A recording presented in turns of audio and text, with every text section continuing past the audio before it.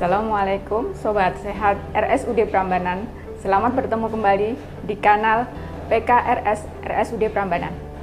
Saat ini kita akan membicarakan tentang cara pembuatan MPASI.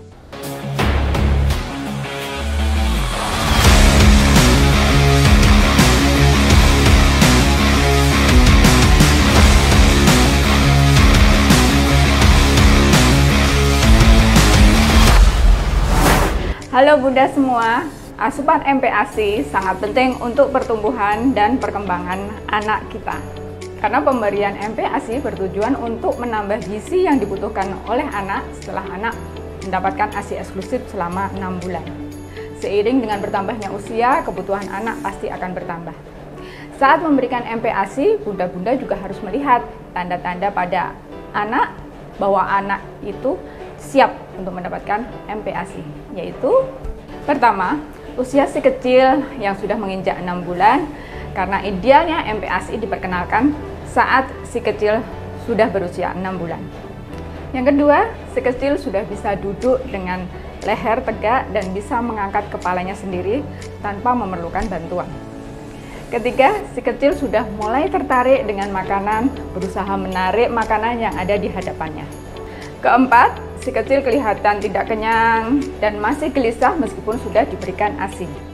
Bunda-bunda semuanya, untuk menyiapkan MPASI ada hal-hal yang perlu kita perhatikan, yaitu ada 7 faktor.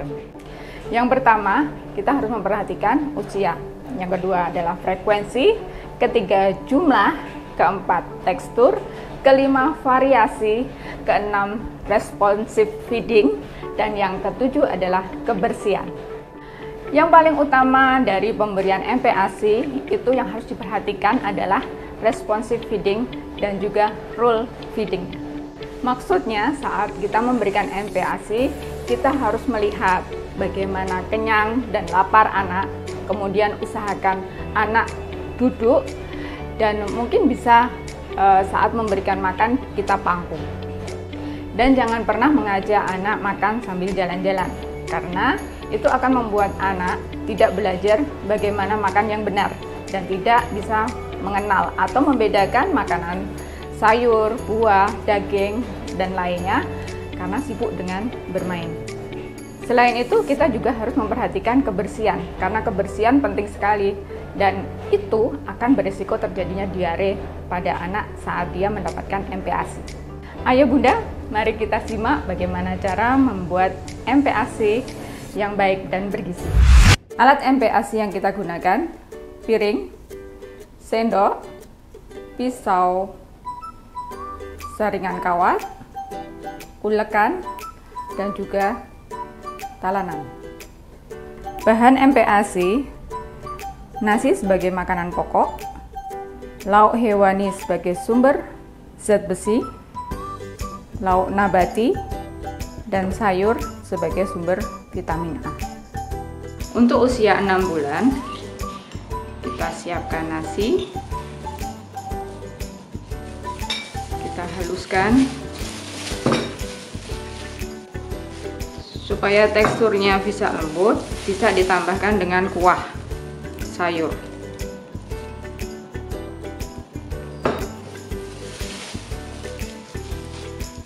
Setelah halus, nasi bisa disaring.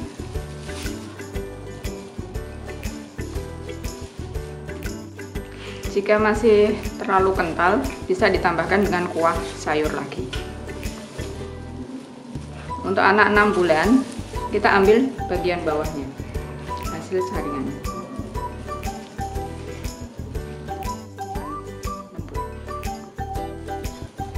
Untuk lauk hewani, kita potong dan kita cincang.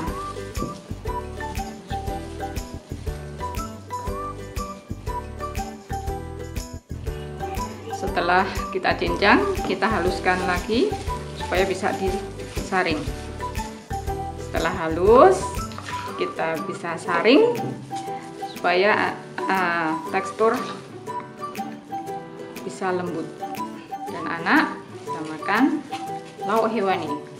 Kenapa penting lauk hewani di usia 6 bulan? Karena pada masa 6 bulan ini anak membutuhkan protein yang tinggi, sumber zat besi, dan itu bisa dipenuhi dengan kita memberikan lauk hewani pada anak kita.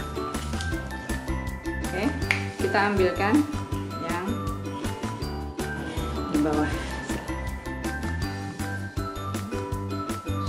Selanjutnya sayur kita cincang. Sayur dan lauk nabati cukup sedikit saja karena anak-anak lebih banyak membutuhkan protein hewani dibandingkan dengan sayur dan juga lauk nabati. Setelah dicincang, kita haluskan lagi. Setelah halus, nanti kita bisa saring lagi. Dan kenapa sebaiknya diulek tidak di blender? Karena ketika kita blender, biasanya kita akan menambahkan air. Ketika kita menambahkan banyak air, yang masuk ke anak kita akan lebih banyak cairan, sehingga gizinya akan berkurang. Selain itu, ketika kita mengulek dan menyaring, banyak serat-serat yang akan tersaring sehingga tidak akan menyebabkan anak sembelit. Itu manfaat dari pembuatan MPASI dengan cara mengulek, tidak di blender. Nah, setelah semua disaring, bisa kita jadikan satu dan kita lihat teksturnya.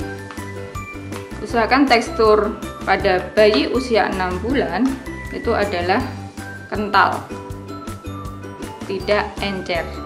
Karena kalau encer, anak akan kenyang cairan saja, tidak kenyang dengan gizi. Baik, untuk yang 9 bulan, nasi kita ambilkan nasi tim yang mungkin agak lembut ya.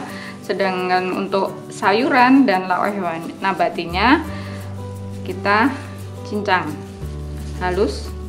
Untuk 9 bulan anak sudah naik tekstur, jadi teksturnya sudah cincang seperti ini ya Ibu.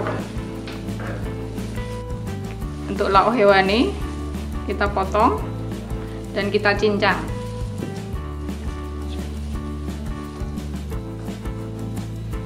Jadi untuk yang 9 bulan bisa kita lakukan cincang seperti ini. Kalaupun misalnya anak belum bisa mengkonsumsi makanan yang cincang sekasar ini, bisa dihaluskan lagi. Dengan porsi kalau untuk 9 bulan itu sudah setengah mangkok sampai 3/4 mangkok kecil ukuran 250 ml. Nah Bunda, mudah kan cara pembuatan MPASI? Kita bisa menggunakan makanan yang tersedia di rumah sama seperti apa yang dimakan oleh anggota keluarga yang lain. Ayo Bunda-bunda, ayo kita menjadi bunda yang cerdas untuk sekecil supaya terbebas dari stunting. Saya Rahmi Fitriana, nutrisionis RSUD Prambanan, mengucapkan Hari Gizi Nasional ke-64 dengan tema MPASI Kaya Protein Hewani, Cegah Stunting. Terima kasih atas perhatiannya. Tetap gabung di kanal PKRS RSUD Prambanan. RSUD Prambanan melayani dengan ikhlas. Go, go, go! Pasti bisa! Yes!